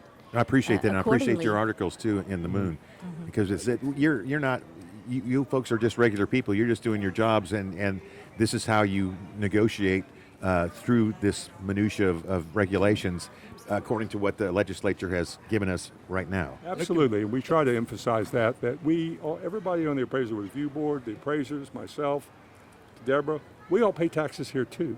So we're not a bunch of people who are just trying to gouge you. Well, we're coming up on You're a. not paid on commission? No. we're coming up on a legislative session. If Todd Hunter came to you and said, "What kind of new legislation do we need?" What would you say? What could the legislature do that would help you do your job? That's a good question, and we're going to jump back to that as soon as we take a quick commercial break. That was Gotta pay some bills. That's a good loaded one. That's a good little That cliffhanger, Dale. That is a little That's awesome. cliffhanger there, yeah. Outstanding, I got everybody. one, and that's for my two guys over here. We all met on the ARB board. Excellent. He All did right, 5 we'll be years, right back. termed out. He did 5 or 6 years, termed out. They should be able to come Let's back. term them Yes, and back that's in. good. Come on. That's good Yeah. for Just say that when we get legislation back to There be you go. changed. Yeah, just when you where they learn take how to that do out. it and what's going on, it's like you're gone. Yeah, And- and it's really hard. It's hard to find good It ARB is. people. Yeah. People who understand. I mean, they're out there. Yes, they get paid, but Yeah.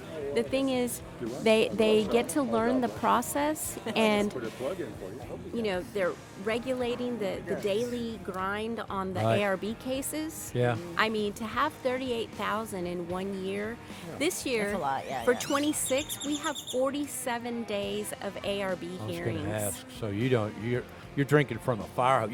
You're hitting every Yeah, yeah. case cold when they walk in the door, except for whatever paperwork. Pretty much, you yeah. got.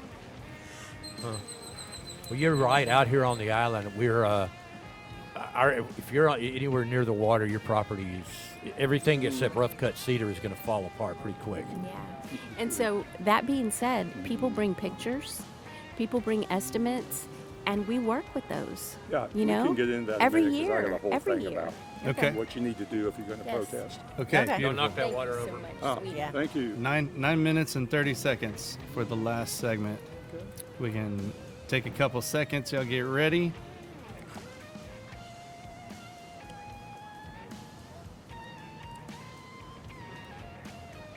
Click that. What are you thinking? Y'all good to go? Yeah. Ready.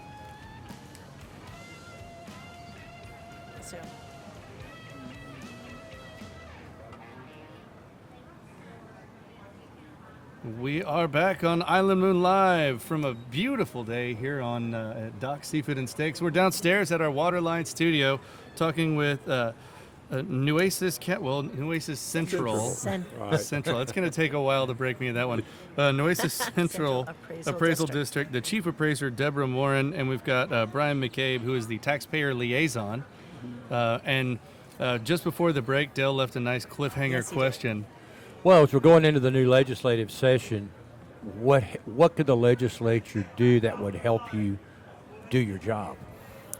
Well, for the equalization phase, which is right now usually April 1st to July the 25th, when we certify the appraisal roll, the term limits that they've set for ARB members, maybe lifting those and allowing those ARB members who are more experienced to be able to stay longer or come back. Appraisal Review Board. Appraisal Review Board, yes, sir. Those are the people that actually hear the cases. Right. And And so we were just saying that you were one, and you had turned out after 5 turned years. out after 5 years. Right, My and you friend build up Joe all over there that. turned out. Yeah, you He build up turned all out. that experience and all that knowledge, and Yeah. then you're turned out and you can't use it And anymore. it can be difficult because, as Deborah said, there's 90-something days of ARB hearings. 47 days of ARB hearings. 47 days. So if you're going to be on the ARB, you need to be available for 47 days. Oh, yeah. And then you're not available. So we get retired school teachers. We get retired people. Are you looking for people now?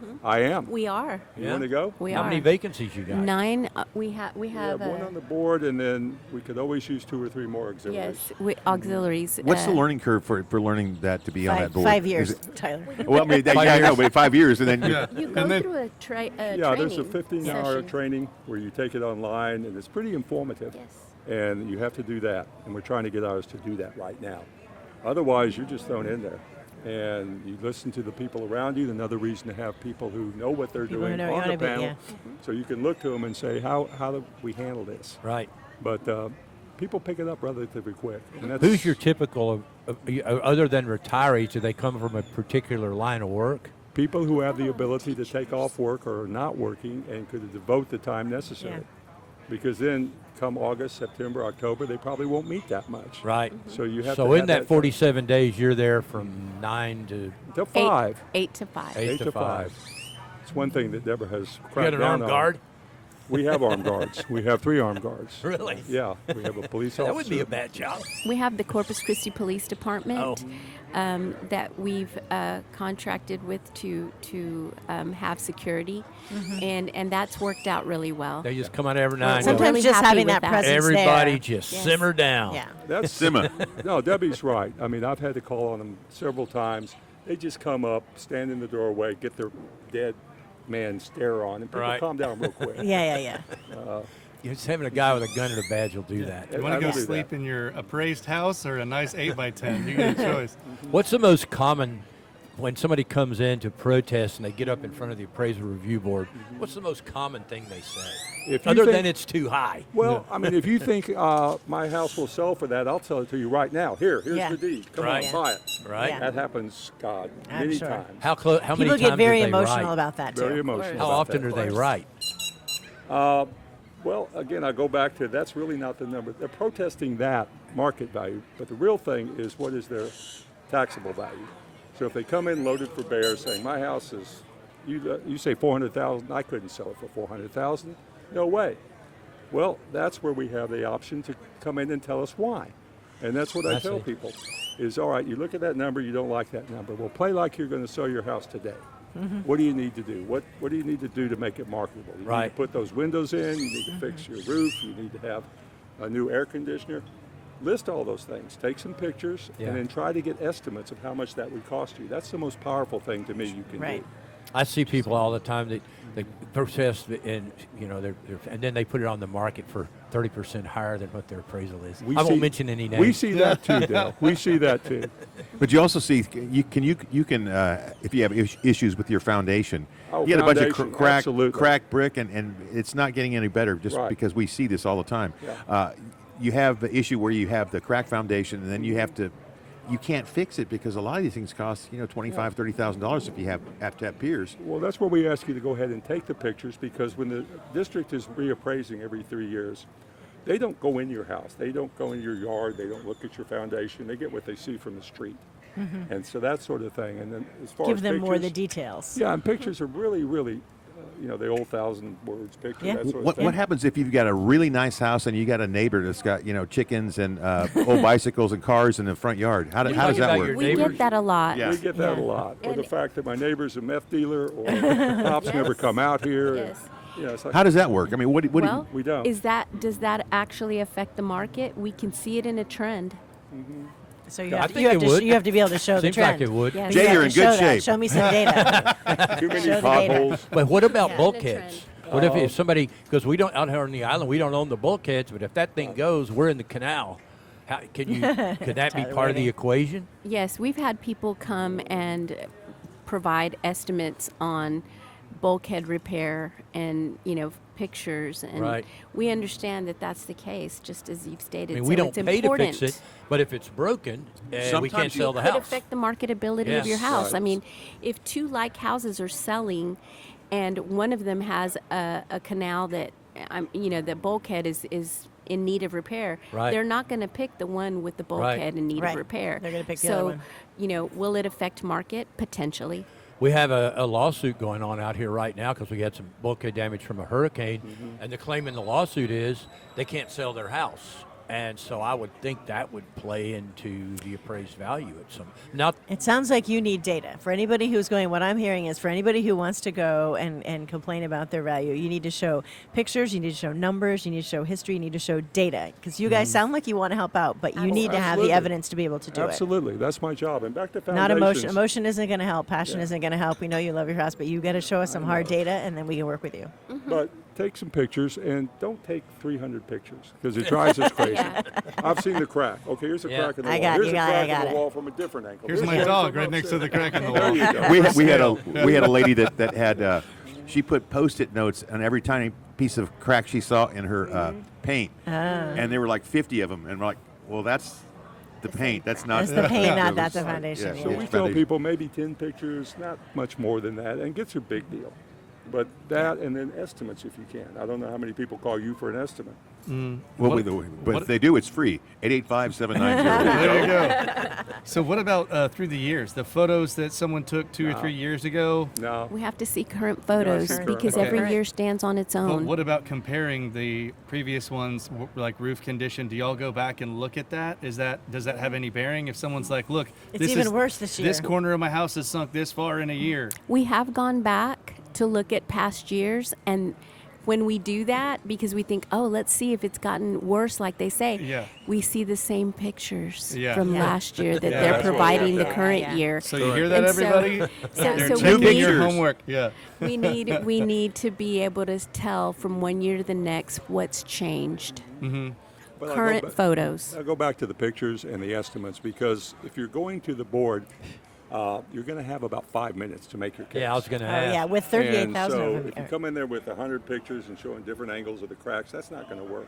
This is You my need- neighbor. He's a crackhead. There you go. And you got to focus on what you're asking them to do.